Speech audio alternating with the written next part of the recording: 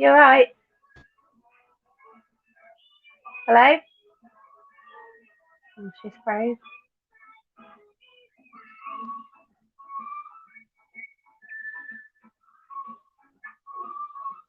She's froze.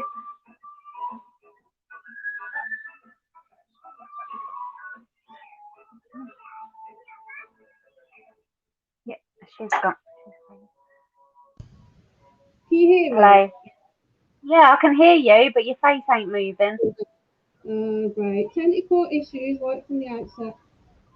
I It was working fine 2 minutes ago. know. Right, one second. Oh. I think I'm just live on my own. Okay. Am I back? Yay! Yay! I don't know what's You're going back. on today. Like my mic stopped working and my camera froze, so technical issues. So start again. Hello everybody. I'm here again with my sister Amy, and today we're going to mainly cover the subject of shunning. It's affected our lives. It's affected us, I think, both in different ways. And obviously, a lot of you guys out there have been shunned by your friends and family too, due to leaving the Jehovah's Witness religion. So, we're going to talk about how it's affected things like family funerals, Amy has children and how it's affected her life with that. So, welcome, Amy. Hi, you're right. I'm trying to find a good place away from background noise. So I think my Kiddie stairs toys. is probably yeah. Right, okay. The The stairs are delay, my better, I think. the delay at the beginning as well was Periscope apparently is not broadcasting with StreamYard anymore. So at the last minute, I've switched to the live on my Facebook profile as well now. So we're in the group, Facebook profile, and YouTube. So I was disfellowshipped in 1996, and from then on, I have been shunned totally by the friends that I grew up with that were witnesses, obviously the ones that have now left speak to me. And it really did affect like just simple things like our Nan died, was it 99 or 2000? I can't And remember. because I think I still had the shop then, and I was really torn because I didn't know what to do because I was really close to our Nan I went on holiday Yeah. with her. And I spoke to her a lot about how I felt about my own personality traits and how I was, and she explained some stuff to me from when I was younger, and it made me realise some things about myself. And Yeah. I felt quite close to Nanvelia, so she hadn't spoke to me obviously since I'd left the religion, and then I found out that she'd died. But I was torn about going to the funeral because I knew Mum would talk to me for that day, but then not talk to me after, and I wasn't sure if I could go through that. So I ended up not going, and I kind of regret that now because I found out as well afterwards that she wasn't going to the meetings towards the end. Yeah. So she Yeah. probably would have spoke to me if I'd have looked her up. And then there was Nan Barnes' funeral. So our mum's mum died in 2003. You were still in the religion, and I came to the funeral with a friend of mine, and you came and sat with us, and you spoke to us. Mum came over and spoke to me and gave me a hug, but stepdad didn't speak to me at all. Yeah. Mum said he had the flu, but I kind of saw that as an excuse. My thoughts on it were, being as he's an elder, he probably said to Mum, I'll leave it up to your own conscience whether you speak Yeah. to them or not. And I just thought, I don't know whether you know what happened there, but I just thought obviously he's choosing not to, Mum's choosing to speak to me, because having the flu or a cold is not a reason No. to not No. I speak to don't me. remember him being ill at that point.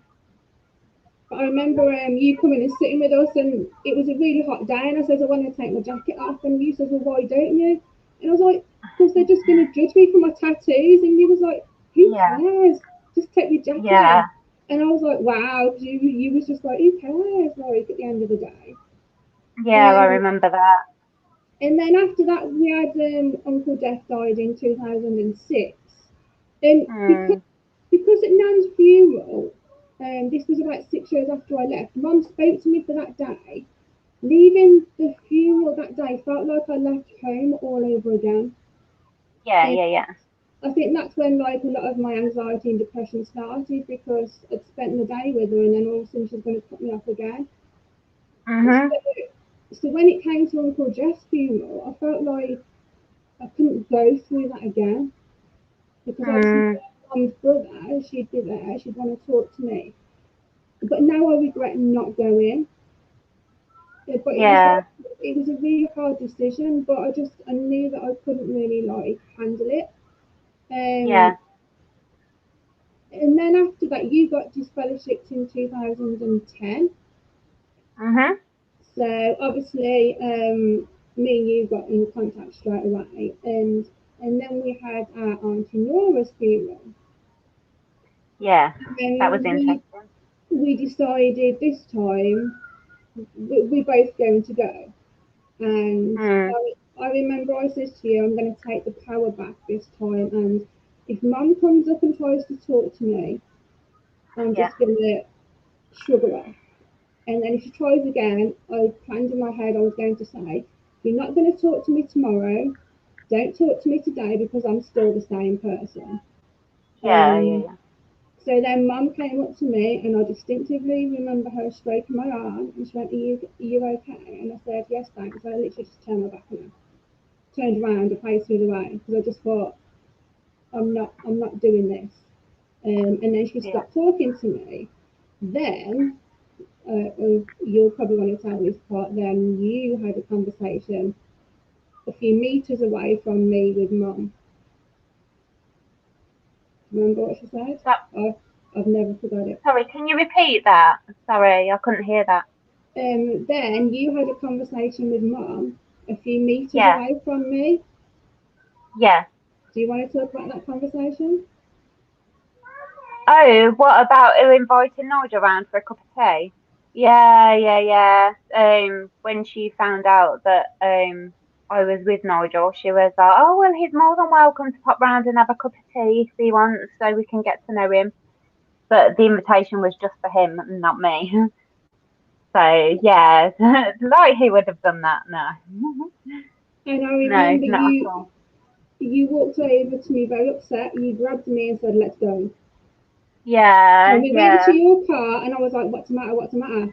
And then we got to the car, and you told me what Mum had said, and I was like, she said, what? She said that your fiance can go to her house for a cup of tea. She said that to you, her own daughter, but not you. I remember, I felt it. I still remember being stood there now by your car. The anger came up my legs and up my body, and I was just like, how dare she say to you? And I was going to go back and say something, and you was like, no, please don't, just leave it. And obviously, we didn't want to cause a scene as well, so like we was just like, okay, let's go. But I have never forgot that. Hey, Kiki. It's Jackson. Are you gonna say hi? The typical response. And he's the other one. Hey. Yeah, I'm a bit overrun with children at the minute. I'm just gonna flash some comments off. Shunning is cruel. Yes, it's very, very cruel. Hey. All right, no arguing, or you go back away. Ollie. Oh my God. Anybody wants friends? You'll need to pay the postage. Ollie, stop squishing on him. All right, but you don't have to lean on him. Guys, you've got people watching you. You've got to be good. Yeah, you've got to be good. Right. What comments am I missing? So, somebody just said Shunning's cruel. Yes, XJW UK Anita. Definitely agree with that. Right, go and sit down. Don't push him. Don't swipe. Right, go away, you. That wasn't nice. That was not nice. Come here. No, you don't push him. Oh my God. Come here. Just a sec. Come on. Yes, I know. Right, okay, sorry. I know. So I know folks who came out of that spent time studying with them. Yeah, it's Yeah. one-sided, still broken. Chinese faith and God and all religions. The other side become actual Christians, different gods. Yeah. Yeah, love from the UK. Hi. We're in the UK too. So Charles Taze Russell was a false prophet. Yes, he was indeed a Freemason. totally. I've seen stuff about that. He came Yeah, to hasn't know he Greek got a and cross on Hebrew. his headstone or something? Yeah. Yeah. But when No, don't press that. he was caught lying, just like the governing body, the same. Somebody saying hello to the boys. Oh, they're little monkeys. Yeah, Look there. hyperactive. Are you showing your skeleton? Look. Wow. So yeah, oh wow, he's cool. Wow. So yeah, what was I saying about yeah, I really wanted to go back and say something to Mum about that, but you were like, no, please don't. And also, we didn't really want to cause a scene at the funeral, so we just kind of left it at that. Yeah. It wasn't worth it, to be fair. Ollie, what are you doing? XJW UK News said, I disassociated in 2019 after over 36 years in. Wow. The local JWs run when they see me. If my apostate means I'm Satan's best friend, yes. Yeah. We do tend to look at things that way. So yeah, then I remember there was a funeral me and you went to, and this was the first Jehovah's Witness funeral I'd been to since I'd left. Yeah, that was Graham Kent. And yeah, will you stop messing with my phone? So that was the first time I'd been back into the Kingdom Hall in like 20 years. So for me, that was like scary. And you'd not been left long. So how did it feel for you to go back to that hall? It was weird because obviously it was my old congregation. So like all of my friends were there, or my ex-friends were there. Yeah, it was very draining. I absolutely loved Graham Kent. He was so kind. He was like, although he was an elder, he was like a real, he was like a real person still, if you get what I'm saying. He wasn't, there was nothing two-faced about him. He'd tell you exactly what he thought, but he also understood. I spoke a lot to Graham and his mum as well, Doris. She was just, I don't know, she just seemed to accept people, that they're such a lovely family. And obviously, sadly, Hillary. I went to Hillary's. Obviously, Graham died like a year after Hillary did. I went to Hillary's funeral on my own. What? Just a sec. What? Mommy, I want another phone. Alright, I'm sure you can play with Daddy when he comes in. Yeah, so I went to Hillary's funeral on my own, and like I seen Graham and just like seeing how upset he was and that, and I just wanted to cuddle him, but I knew I weren't allowed to. So yeah, Graham dying as well, like a year after, it was just so tragic. It was horrible because they were just like genuinely kind, lovely people. I would never tar all Jehovah's Witnesses with the same brush because there are some really lovely ones out there. With you there are some lovely ones. Because I remember hanging around with his son and daughter when I was younger. We had known them since we were kids, so that's the Sorry. reason I agreed to come with you, because we've known them since we were literally kids, and Yeah, you know, yeah, I thought, and I wanted to support you as well, because obviously, you yeah, know, it is like somebody said earlier, it is very triggering, like walking back into a Kingdom Hall. yeah, But I remember, like, I would just rocked up with bright pink hair and just thought, you know what, I don't care what they yeah, think about me, and yeah, and the main thing that stuck out to me about that funeral as well is it wasn't really about the person. It was more about the Jehovah's Witness beliefs. And yes, yeah. I was looking around at people I grew up with, and I was just thinking, what a bunch of robots. Stop touching it. I'm And not touching that skeleton is. oh, seeing it like that from the Tell skeleton outside, off. No, I everyone, can't tell skeleton off. and I remember when they were reading scriptures, I was just watching like a wasp. There was a The wasp flying around the skeleton light, and I was is. just concentrating on that because I wasn't Yeah. interested in much they were saying. And then when we came out, I remember saying to you, I felt dirty. I felt like I needed a wash. And then and then I remember you saying, like, did you realise, you know, Look. they kept repeating, because that's what we believe, don't we? Because that's what we believe, don't we? And you said, like, you'd never Yeah. noticed that until you sat there and listened as an outsider.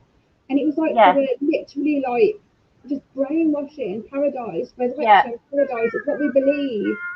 Um, and then was it? Did it get back to you that somebody said to mum and stepdad that we were respectful while we were there? Yeah, I think someone said that, they were really pleased that we'd gone.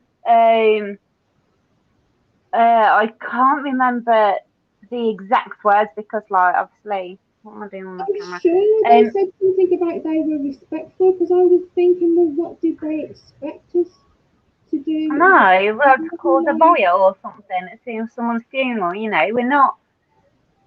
we haven't just turned into, like, complete rebels, we're still us. you know, we still got respect for, you know, Yeah, too people. right, And I remember too at that right. funeral, we literally stood about a metre away from mum and stepdad at one point, and they didn't even speak to us. Because No, it wasn't a family funeral, it was a family no, friend funeral, so they didn't yeah, speak to us, you know, which is pretty harsh. Um, yeah, and then obviously, coming up to 2015, you had your fiance who suddenly died of heart attack, and yeah, just before this, I think it was a year before this, Mum had sent you a text message with her new phone number and said contact for yeah, emergency only. yeah, And I think our brother rang Mum and stepdad and told them that Nigel had passed away, and they just said, well, thanks for letting us know. And then Mum yeah. put a card through your door, and I remember Um, it. yeah, they did. That was the day of the funeral. I got back to it. Well, didn't she? I've got written down that she sent you a card first, and it had scriptures in. And then on the day of the funeral, she put a letter through the door. Yes, yes, yes. You're going upstairs. Okay, be careful.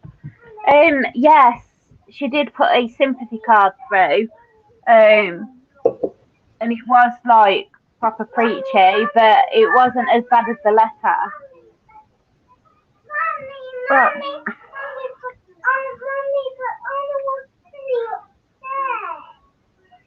right, okay, I'm just gonna set that telly off upstairs. Yeah, it wasn't. I can't see that my memory of this card is quite vague. When you think you kind of block things out. Hmm. So I think maybe I did that. I think the letter impacted me more. I remember that a lot more than I do the card. I still have it because I remember you gave it to me because you was like, "Have that. I don't want it," and I kept You've it. still got it? Yeah, Really? What yeah. did you want to watch?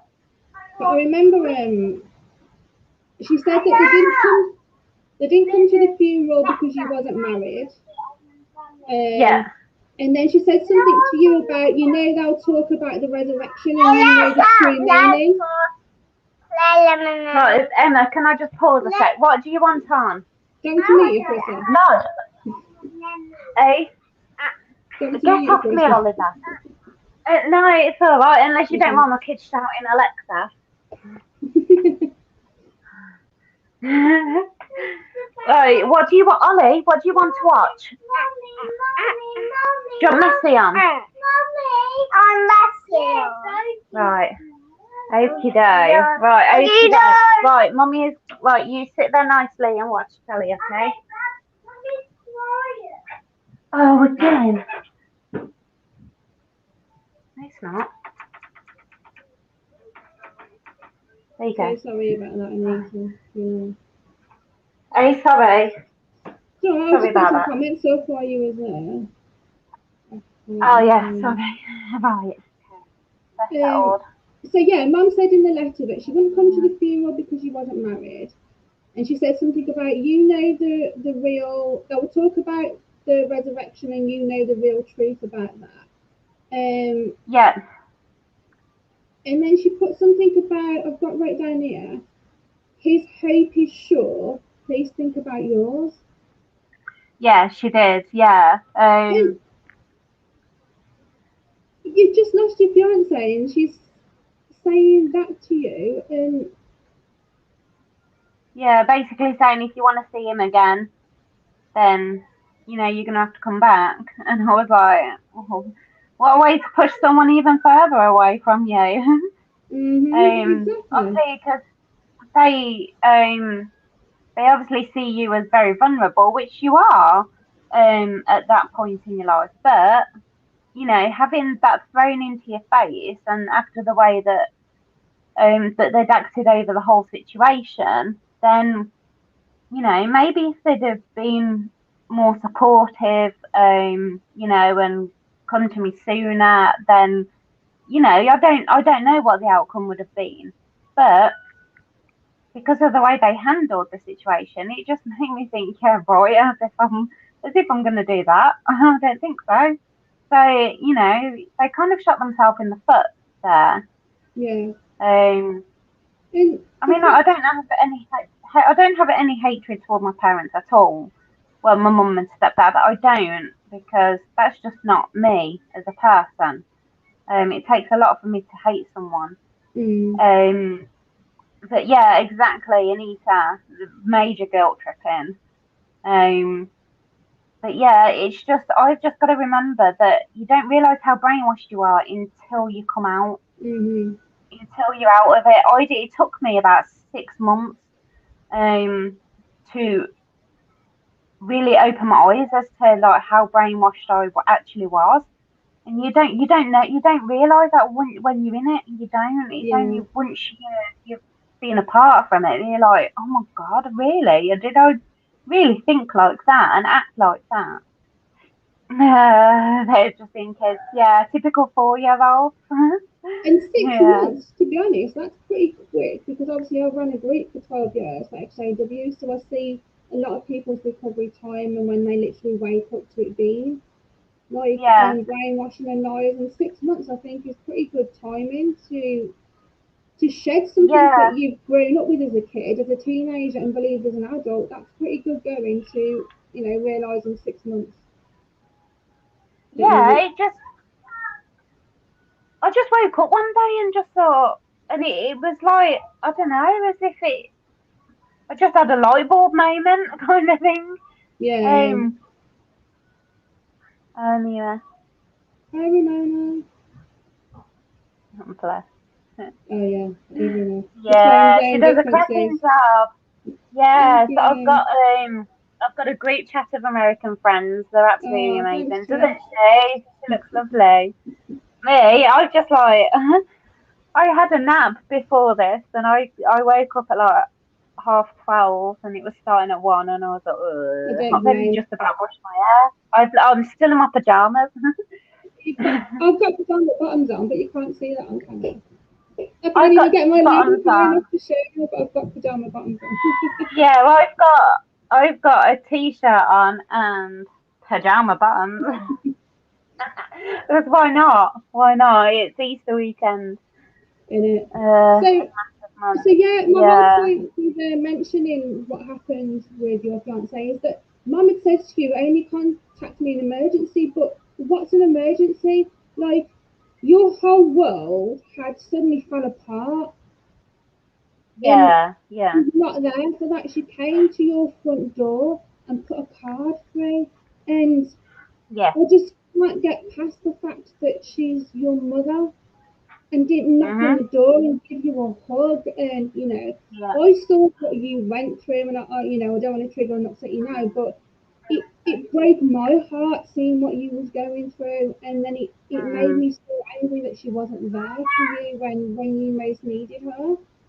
Like a normal mother would be. But to be fair, she wasn't when I left Steve, though.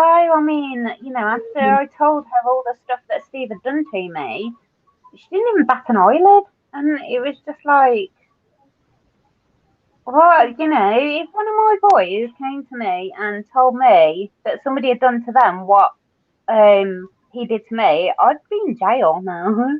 Because there's no way I'd let him get away with it. Yeah, No way. makes sense. It is pajama bottom day. Yes, the weather is rubbish, isn't it? Yeah. Yes, we went from 23 degrees to 8 yesterday, so. Yeah, we were on the beach on Wednesday. It was mad. We were supposed to have snow today, but I think that's been put back now. Really? What's the matter? What's the matter? So. But it's not bedtime. Another occasion that I don't want to upset you talking about, but 6 months before that, you had to go to hospital because you'd lost a baby, and you literally just come back from the theatre, and I was sat with you. Yeah.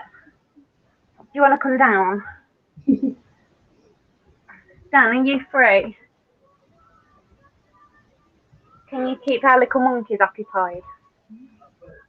Well, yeah, they were. Oh, with 10 chins there. Come on, come downstairs, darling. Good boy. All right, I'll pick it up. Right, I'm escaping. Oh, I need a glass of wine after that. Right, I remember. Yeah, losing the baby. Yeah, that was. Do you know what was really sad is that every year on August the 6th. Sorry, am I there? You keep freezing. Yeah. Hello? I can hear you. Oh, well, I've come further away from my Wi-Fi, that's why. August the 6th, obviously Mum's and stepdad's wedding anniversary. And that was the day I went for my scan and found out that the baby had died. So it was kind of like a weird day. I messaged Mum to say happy anniversary. Can't find a good spot. That light's blinding me. So I messaged Mum to say happy anniversary. But she knew I was pregnant. Because I told her, and she messaged back, well, it's what you've always wanted, isn't it? Mm-hmm. So that was her response to her future grandchild. And then when I went for my scan and obviously found out the baby had died, she said, well, people often lose their first baby. It's nothing you've done wrong or anything. And I was like, yeah, but this isn't my first one I've lost. I'd already lost another one previous while I was married to Steve. So because I'd had two consecutive losses, they booked me in for tests to check my blood wasn't overclotting and stuff like that. They all come back absolutely normal. They couldn't figure out what was wrong with me. And then obviously 6 months after that, I lost Nigel as well. Mhm. So yeah, it was a pretty tough 6 months. And I remember Mum Yeah. texting you back. Sorry, go on. Mum texting you back, and I've got right down here. She said, "Sorry to hear your sad news. Me and Jehovah are awaiting your return." And that was Yeah. her reply to you telling her that you'd lost a baby. And I was like, "Give me your phone. Let me give her a piece of my mind." And you was like, "No, Yeah. not worth it. Just Yeah. leave it." And it's like any opportunity that I'm they the can, queen they of just try and. leaving things.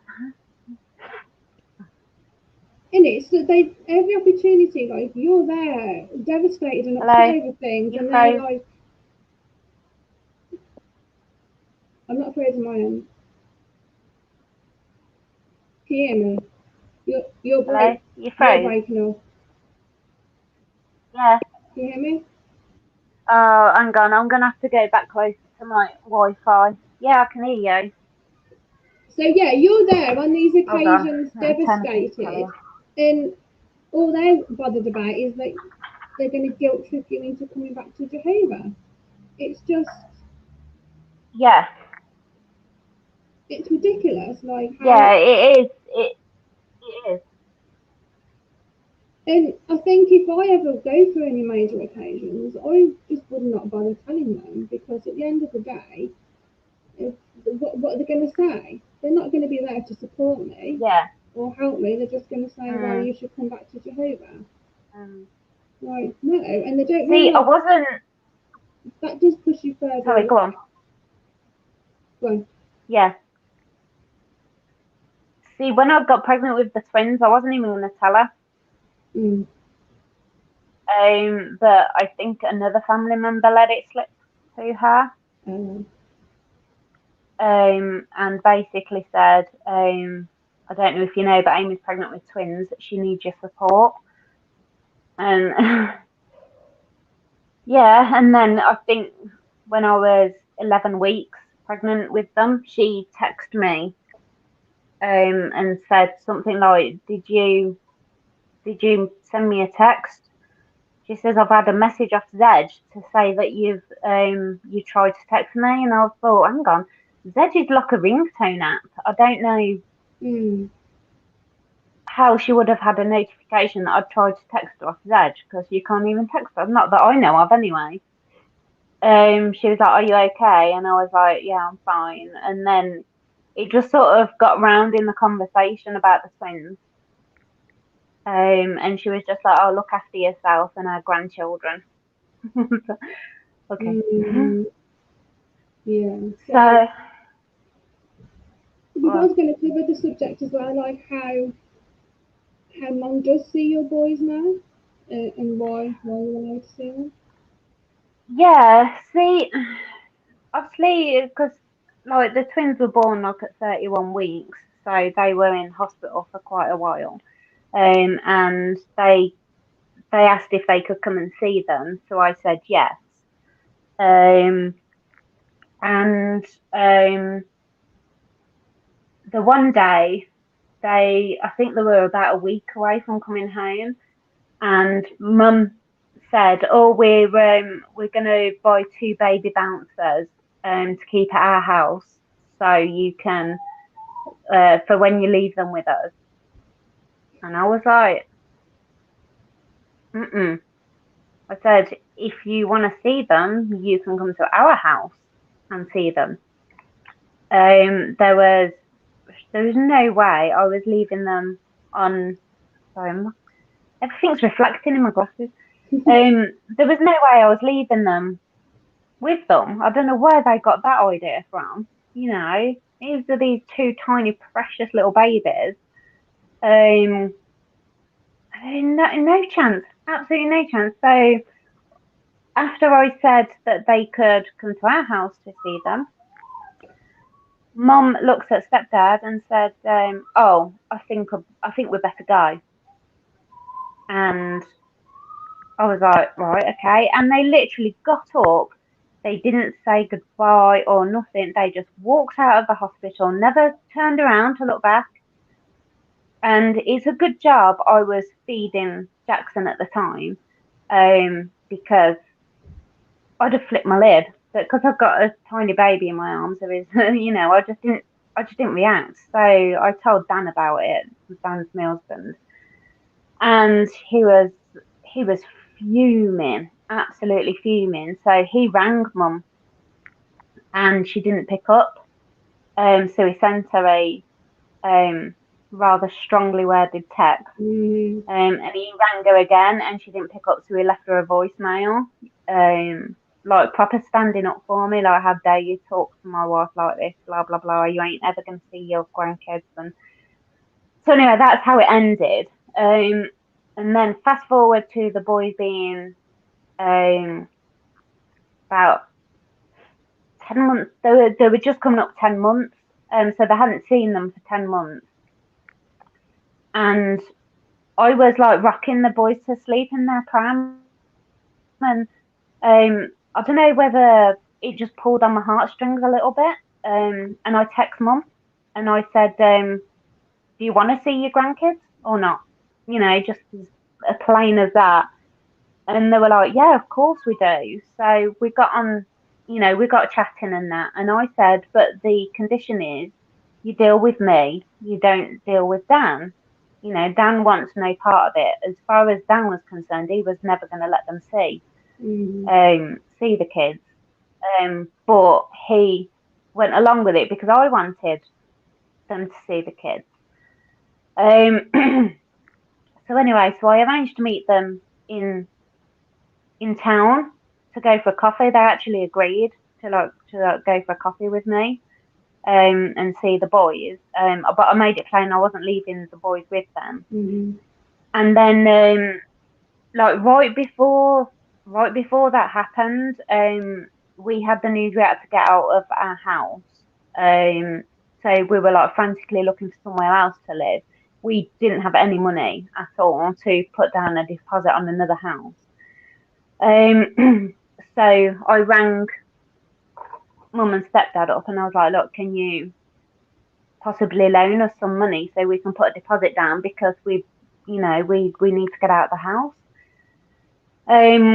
So they agreed, but I know they only did that because of the kids. Because the kids would have been left without a roof over. Not, we wouldn't have let that happen, but they did it to keep a roof over the grandkids' heads, nothing for us.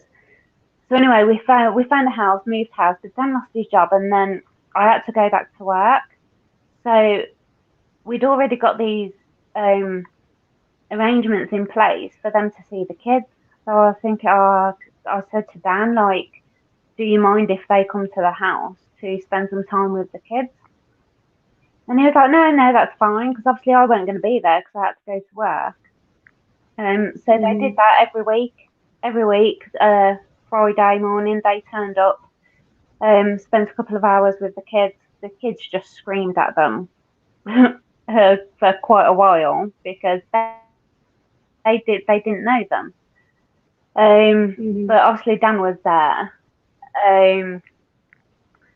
So yeah, they did that for a year, and then obviously we moved down to Kent when the boys were 20 months.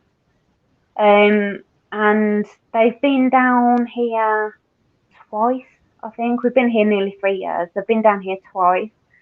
They would have been down more, but obviously COVID and everything, they haven't been able to come down.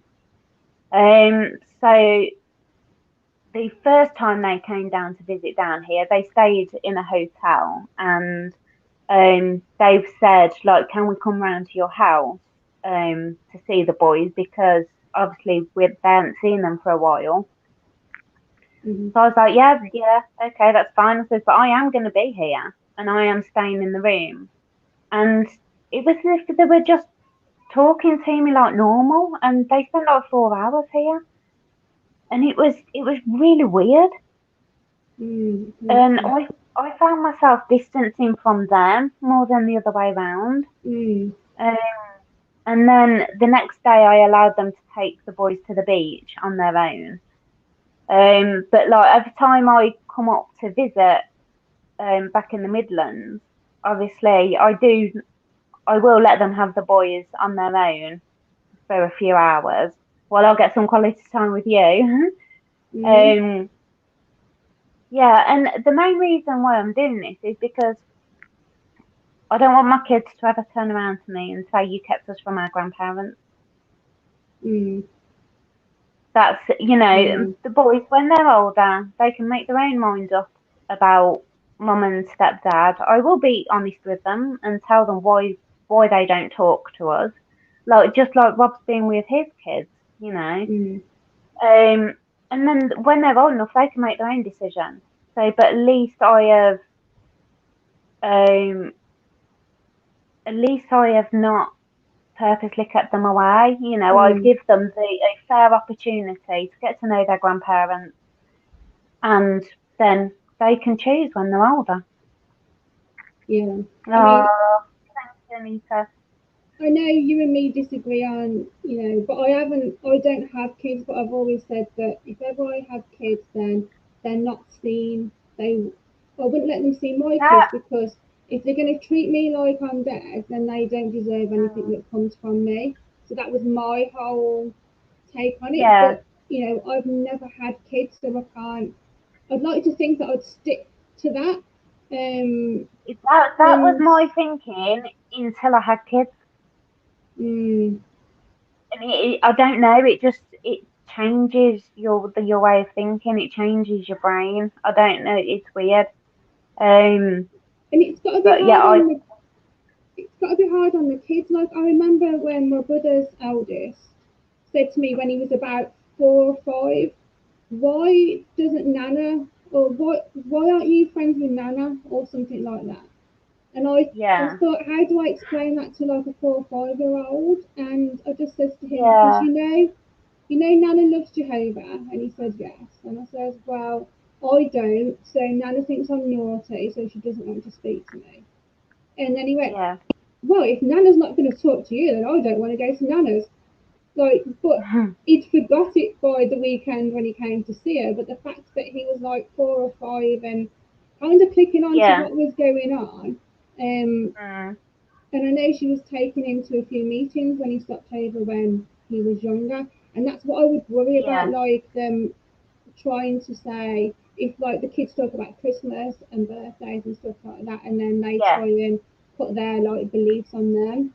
Um, yeah, but yeah, it's like me and you have, even though we're shunned by the same people, we've handled it completely different. Like now you've moved down Kent mm, as well, I still find it very difficult, and it started part of my social anxiety that if I go into town just to the shop, I've had mum and stepdad stand in the queue in front of me and ignore me. mm, Like they've walked past yeah, me in the street like they don't know me. They've sat on the next table in a restaurant, and I've said to the people I'm with, "That's mm, my mum there," and they're like, "Are you joking? She's not going to speak to her." And I was like, "No, don't speak to me." And just it made me anxious then that literally every time I'm going to go shopping, I'm going to go and see my mum. And it hurts every time she walks past me in the street like she don't know me. Like, and move down to me then. well, that's what an advantage. I wouldn't have that worry anymore, would I? But like, No, this is it. yeah. I just put some comments up there. It makes you think somehow the child or something, Oh yeah, they are definitely. See, I'm quite fortunate that my my kids don't really know mum and mm, stepdad. Um, they cry every time I take them there, which is very rarely, and obviously not because they haven't seen them for over a year now because of COVID. So it that's going to take some kind of building up. Mum's going to have to come down here. yeah. They're going to have to actually put the effort in to come and see them. Whereabouts in East Midlands? Emma's in East Midlands too. Are Well, you at East Midlands? I'm in West Midlands. West Midlands. Yeah. I can't even remember where I used to live. But yeah, when you started coming to visit me and taking the twins to see mum, obviously the first time you asked me like, will you help me take them to mum's? And I was like, what? Really? And I was like, okay, I'll do it for you, I'll help you. So I remember I literally came with you to drop the boys off, and obviously mum wasn't expecting me. And it Yeah. was just after I'd either done, I think, a cart, JW cart appearance. I don't call them cart crashes because I don't think you're crashing anything. We just stood next to them with a table and some banners. So I Yeah. think it was literally like the day after that. So I was thinking mum would have like heard what's been going on and what I've been Yeah. doing. So, but Yeah. then I felt quite like, okay, then I had a glass of wine, got in the car, came with you, and then I felt quite brazen about the fact that, right, I'm stood here right on your doorstep now. You won't talk to Yeah. me, but I'm stood right here in your face, handing over Yeah. one of my nephews to you. And Yeah. I remember then we went back to pick them up, and I think we'd left the nappy bag, and she went, hold on a minute, and then passed it to me, and I went, thank you. And I went to walk away, and then she went, hold on a minute, and passed me the dummy, and I just went, thank you. And like walked Yeah. off, and like she didn't even say anything else to me. And then the No. second time I went with you, I think was just after when I went to the Kingdom Hall and spoke out about the child sex abuse watchtower. So it Yeah. seemed like every time it timed it that I'd just done like some major activism. But Yeah. as much as it hurt me inside, I don't know, does it sound vindictive that I enjoyed that I went and stood there in her face and was like, Yeah. feeling like you haven't spoken to me for 24 years and I'm stood here right in your face and you still won't talk to me? Yeah. Yeah. Yeah.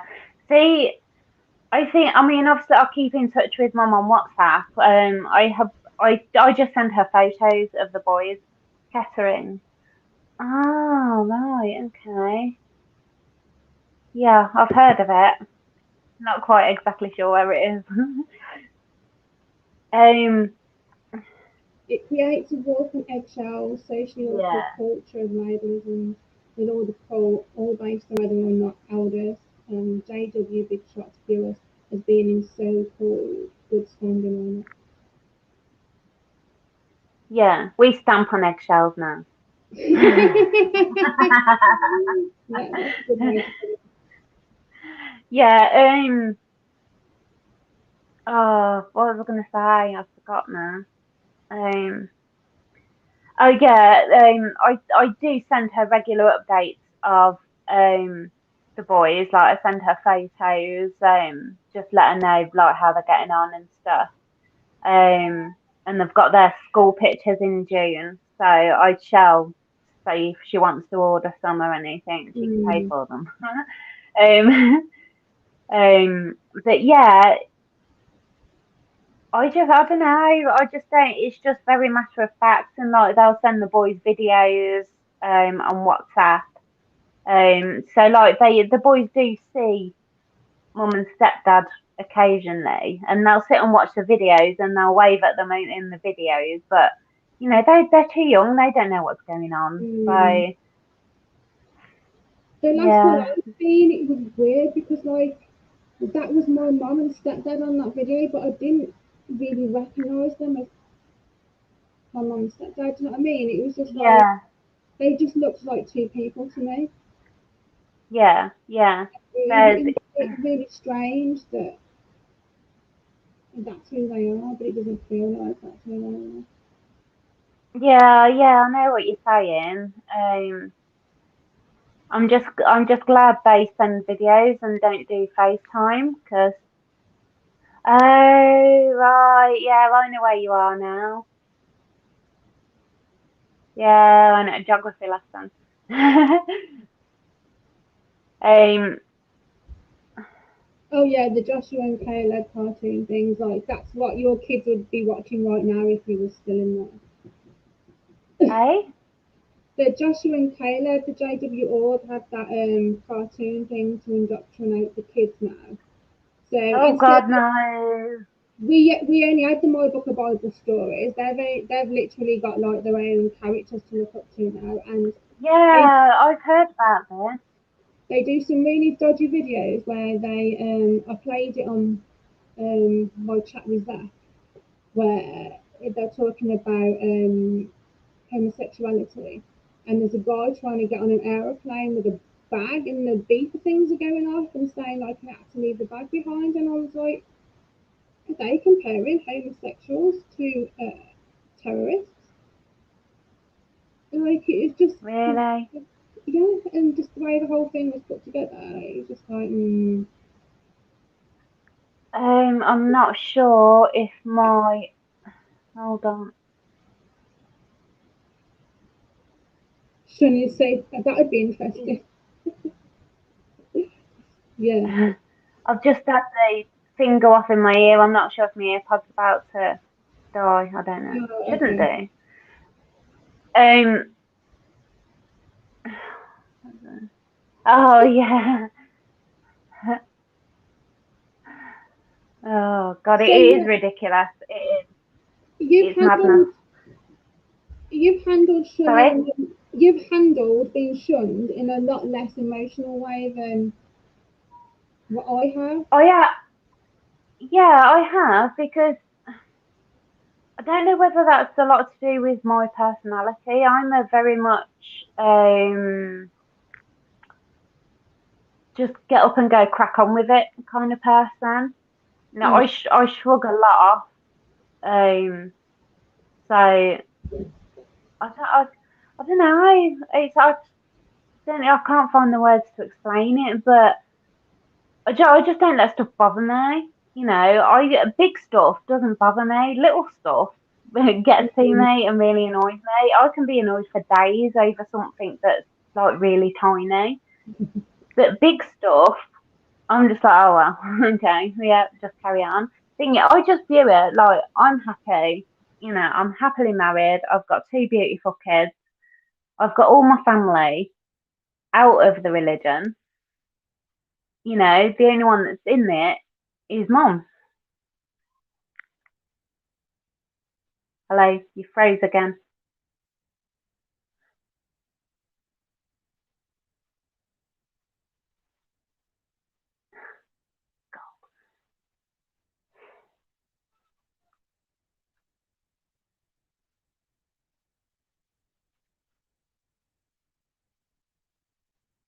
Emma, calling Emma. Can you hear me now? I can now. Okay. Oh, what have I done? Oh no. I don't know what's going on It, today. I'm still your face frozen is though. froze. Okay. Your face is, yeah. You've got Awesome. a real rested bitch face going on. I look drunk. Maybe it's that bottle. It's that bottle of scotch, maybe. Oh God, yeah. Terrible. Where have you gone? She's left me on my own. I'm all alone. I had to unplug my camera because that's what worked last time. So yeah. I just started singing I'm all alone, you know, Donkey and Shrek. So I was watching it this morning. I've never watched it. You not watch Shrek? What? Mm.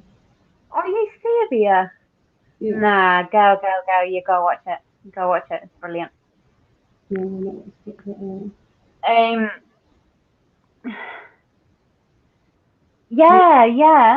yeah. Our mum's the only one that's left in. Our dad never went in it. And like Emma came out first, then Rob, and then me. and then Um, our auntie left as well. We found out.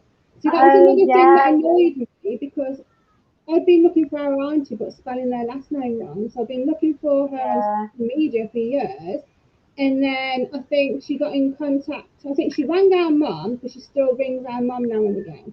And she got in contact with mum, and mum gave her our brother's number. So then we got in contact with my auntie, and then found out that she'd been left 10 years. And I was like, yeah. that made me angry as well because why couldn't mum contact one of us and say, by the way, you can talk to your auntie again now? She's not going to the meetings anymore. But Yeah, she wouldn't do that though, would she? we missed out on 10 years of my auntie, my uncle, and our cousin's lives. And now Yeah, they're all left, grown up, and got kids of their own. And they were kids yeah, last time I saw them until, we got back in touch. So it just seems yeah. like when they cut you off, they don't even make the effort then to put you back in touch with family members that you can now speak to. No, no, no. She was probably hoping that our auntie would start going back because obviously she never got this fellowship, did she, Candy? Mm. So like she probably didn't want to put Candy in touch with us because she might think that she'd would be a bad influence on her. Mm. She's more wild than we are. No, she's lovely. We're making up for it now, aren't we? Yeah, yeah. Yeah, Yeah, like, I mean, me and you are back to like we've always been. You know, yeah. those 14 years we spent apart, it's just like they don't even matter anymore. It's just like, No, no. And that's really good because I know it can take quite a while to build relations back up. And mm, my biggest worry was you being angry at me, for not talking to you. But there was just nothing. There was no bitterness, nothing. mm. Hmm. Yeah, yeah, it definitely is. I've just got everything finally. It took me till I was 38 to get everything I want out of life. Um, it's been a long, rocky road, but I was she's getting more. getting more. Hey, oh, It's not a uh, swear, it's water. It's not vodka. It's water. I was gonna say that's vodka, isn't it? Okay. I'm joking, Well, obviously. apparently I'm this drunk, so but let's not get into that. Yeah, let's not get on to yeah. Let's not. Um, We don't need that kind of negativity. so, is there any advice that you would give people, like how you've handled it, like if they've left and the family have shunned them? See, obviously everyone's different, so I can't. It's not my place to say. Just let it go. Get on with your life because it's Hmm. easy to say that. It's not easy to do that. I've had um when I had the boys, I had like a really bad breakdown, really bad postnatal depression. And I ended up doing behaviour therapy, Hmm. and it was because I hadn't handled situations, I hadn't dealt with things, I had got grief left undealt with. Because obviously when Nigel died, yes, it absolutely ruined me, but I just went the opposite way. I was like partying every single weekend, I was smoking, I was drinking heavily. I just wasn't dealing with the grief. Um, and also I hadn't dealt with the trauma of what I went through in my first marriage. Hmm. So I I dealt with a lot of that doing behaviour therapy, and I did that for 6 to 12 months. I can't remember exactly, but it really helped me. It helped me. I can't recommend behaviour therapy enough. Like I was having panic attacks in the night. I literally couldn't breathe. I thought I was having a heart attack at one point. And like, fortunately, when I had these breakdowns, was like Dan was home, so he was able to talk me down, and reassure me, and just like help me control my breathing. Um, Dan is a very laid back person, isn't he? He's Hmm. almost horizontal, but it's good because I am the other way. So we kind of balance each other out a little bit. Um, but yeah, I'm still on medication for anxiety now. Not so much depression because I wouldn't say I'm depressed, but for anxiety definitely because I did come off the medication a couple of years ago. But after a few months, I was just like such a shaking mess and having panic attacks again Hmm. that I just went back to the doctor and I was like, I need to start taking tablets again. Um, there's no shame in taking tablets. And I am so glad that people are starting to talk about mental health a lot more now. You know, it hasn't got the stigma that it had before. And there's people that I know now who really were really not against mental health, but was like saying it doesn't exist, etc. And you know, but these people who have said that are now going through therapy themselves, and you know, are on medication for exactly that. So you know, it's just so good that there's so much awareness out there for it. And my advice is, if you are getting panic attacks, if you are feeling anxious, if you are not constantly crying, but you know, just feeling down, depressed, go and speak to a doctor. Go and speak to a doctor. That's the hardest step. Is actually admitting that you've got a problem.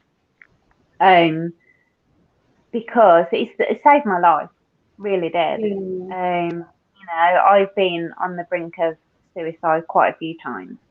I don't share that information with many people, but definitely just talk. Don't bottle it up. You know, if you speak to anyone on the Jehovah's Witnesses page, there is always someone whose inbox is open, who is always willing to, you know, have a chat over the phone, anything, you know.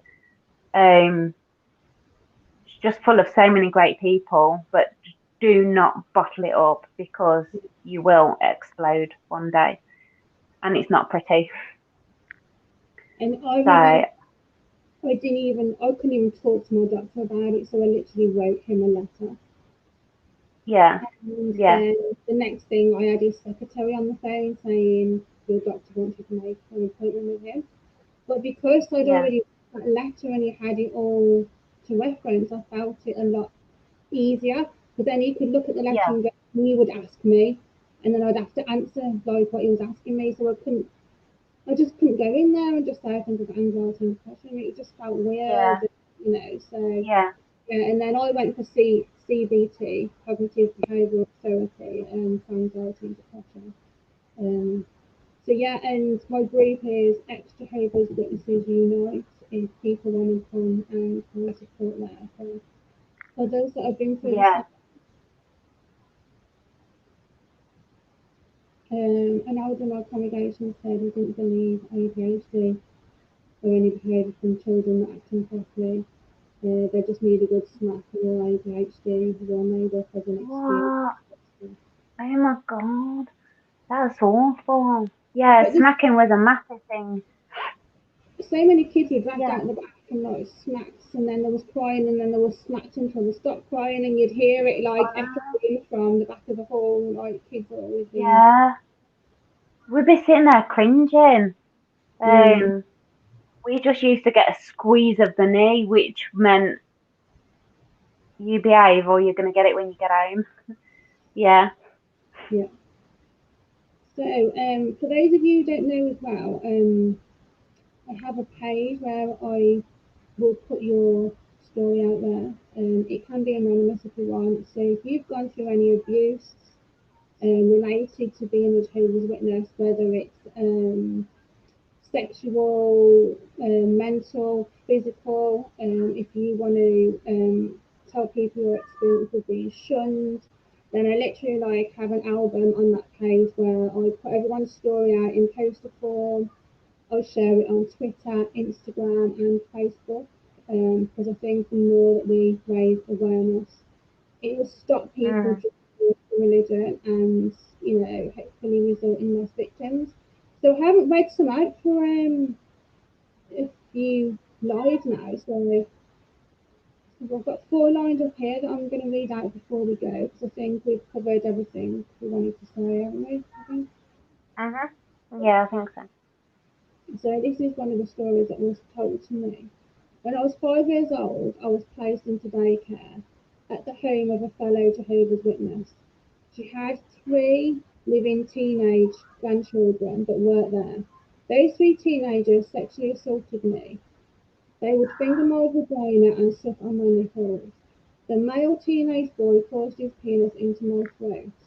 They would also lick my vagina. I believe I was not their only victim. As a result of this abuse, I'm on medication for depression. Years of suppression has caused so much damage. God.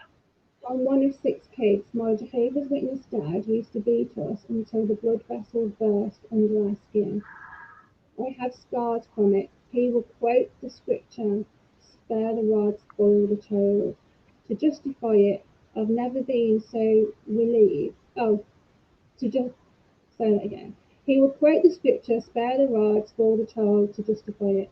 I've never been so relieved as when I left my mother and moved out.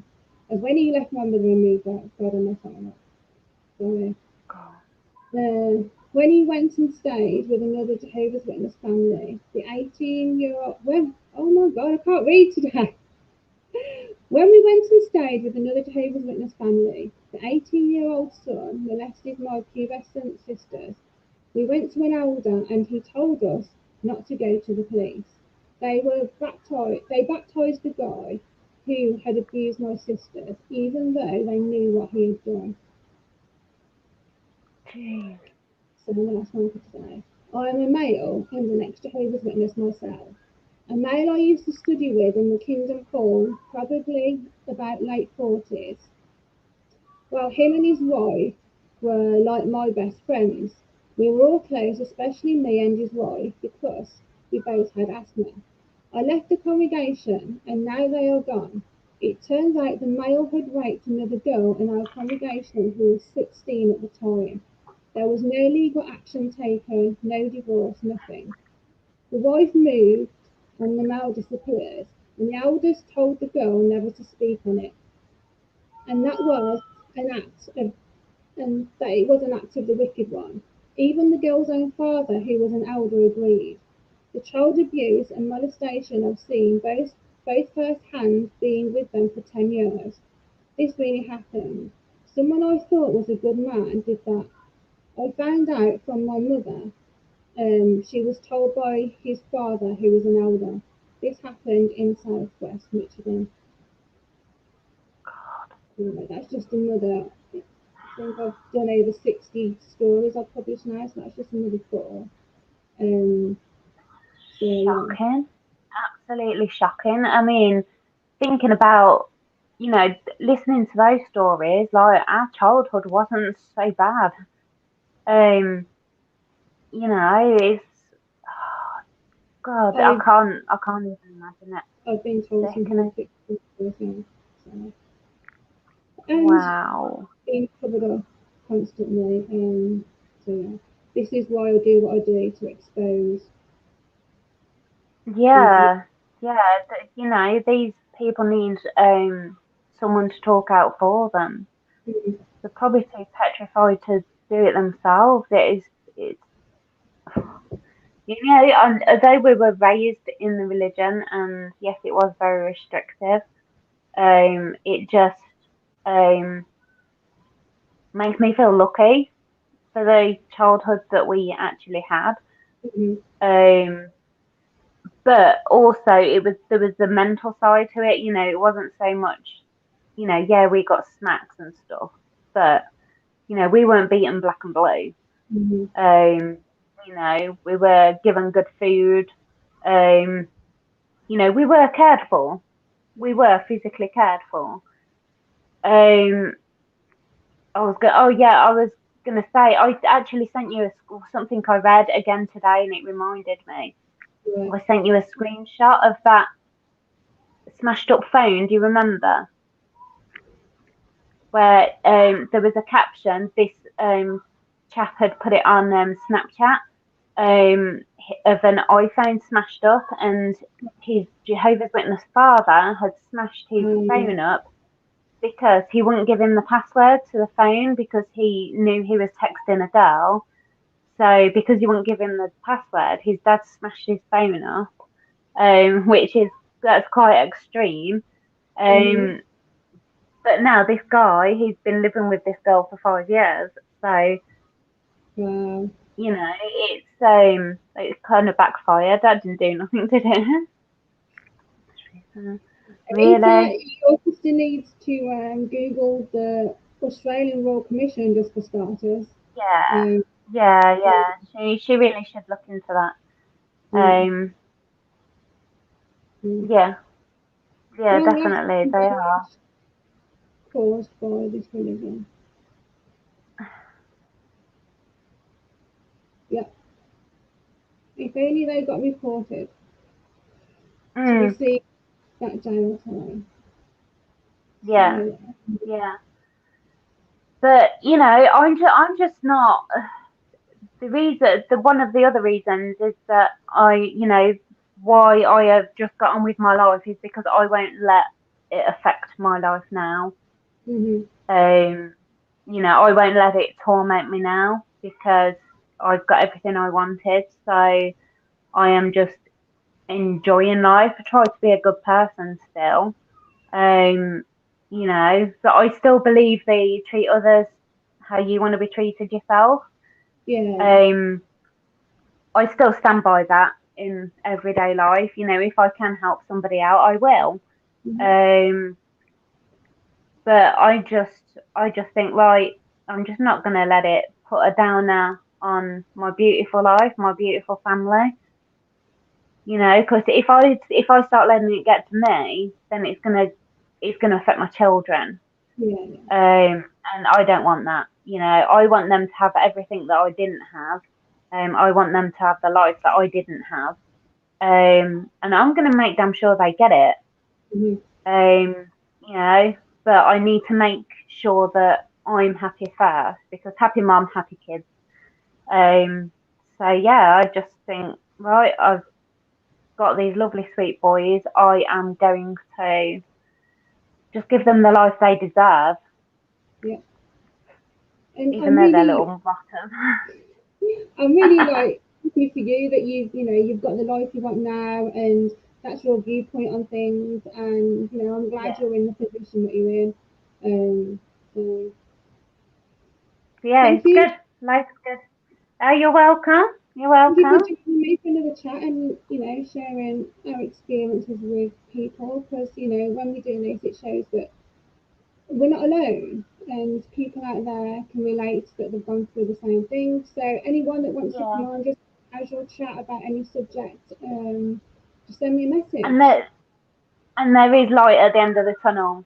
There is light at the end of the tunnel. It's not leaving the religion is not the end, it's the beginning. Mm-hmm. It's the start of a new chapter, a new life.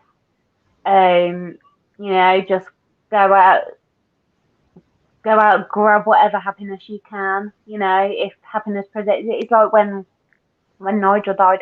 I met Dan a year after, well, just slightly under a year after, and yes, okay, people might think that was quick, but I was presented with an opportunity to be happy again, Mm-hmm. so I took it.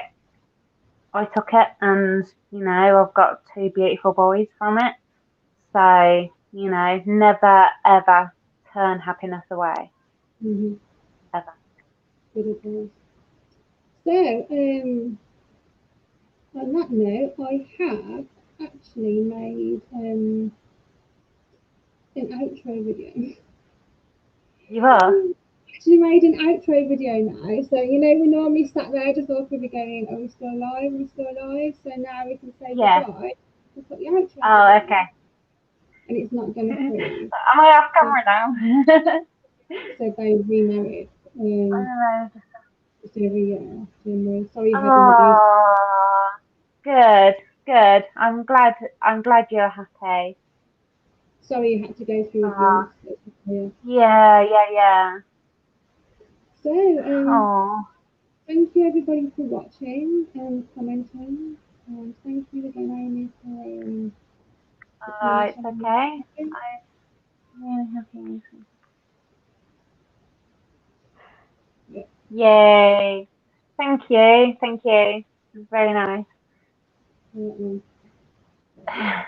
Your new outro video. Bye. I'm back, I think it's Saturday.